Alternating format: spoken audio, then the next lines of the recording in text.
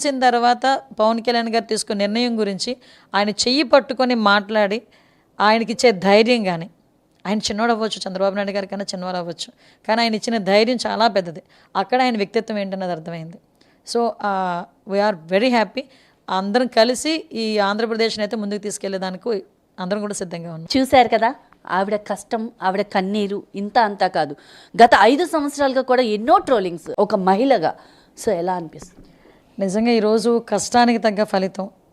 ఆ మాట కన్నా ఇంకా పెద్ద మాట ఏంటంటే ఈరోజు నా మీద బాధ్యత పెరిగింది అన్న సంగతి అయితే చాలా క్లియర్గా అర్థమవుతుందండి. నిజంగా నిన్న ఆ మంత్రివర్గంలోని స్థానం కల్పించడం నిజంగా చంద్రబాబు నాయుడు గారికి, లోకేష్ బాబు గారికి, తెలుగుదేశం పార్టీ కార్యకర్తలకి, ముఖ్యంగా పాయకరావుపేట నియోజకవర్గ ప్రజలందరికీ కూడా నేను, నా కుటుంబం కూడా జీవితాంతం రుణపడి ఉండాలి. ఎందుకంటే ఎక్కడో పనిచేసిన ఒక టీచర్గా పనిచేసిన నన్ను ఈరోజు తెలుగుదేశం పార్టీ గుర్తించి ఈరోజు ఒక మంత్రివర్గంలో నాకు స్థానం కల్పించడం అనేది చిన్న విషయం కాదు. కానీ లాస్ట్ 5 ఇయర్స్లో మేము పడ్డ కష్టం మీరు ఇందాక చెప్పినట్టుగా మామూలు అవమానాలు ఎదుర్కోలేదండి. అంటే వాళ్ళు 151 మందిని వాళ్ళు ఇచ్చిన తర్వాత కూడా పరిపాలన చేతకాక ఆడవాళ్ళ మీద అఘాయిత్యాలు పెరుగుతూ ఉంటే ఎందుకు పెరుగుతున్నాయని అడిగినందుకు మా మీద ట్రోల్ చేశారు. ఎందుకు అమ్మాయిలను హత్య చేస్తున్నారు అన్నందుకు మమ్మల్ని సోషల్ మీడియాలో వేధించారు. ఎందుకు అమ్మాయిలు హత్యలు చేస్తున్నా వాళ్ళని రక్షించలేకపోతున్నారు అన్నందుకు మా మీద కేసులు పెట్టారు. ఆఖరికి ఎన్నో ఉద్యమాల్లో పాల్గొన్నాం, హౌస్ అరెస్టులు చేశారు.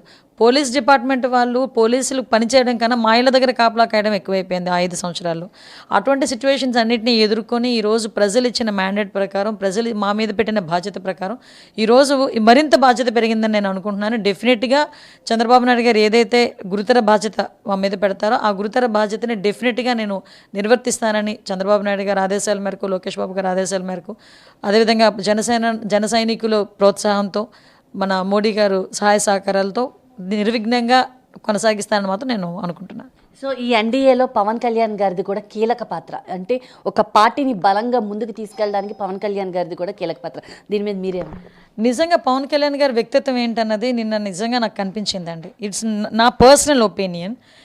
ఆయన మాట్లాడేసిన తర్వాత చంద్రబాబు నాయుడు గారిని చేత్తో పట్టుకు తీసుకొచ్చి నిజంగా ఆ మూమెంట్లో కళ్ళల్లో నీళ్ళు తిరగని వాళ్ళు ఎవరు ఉండరేమో.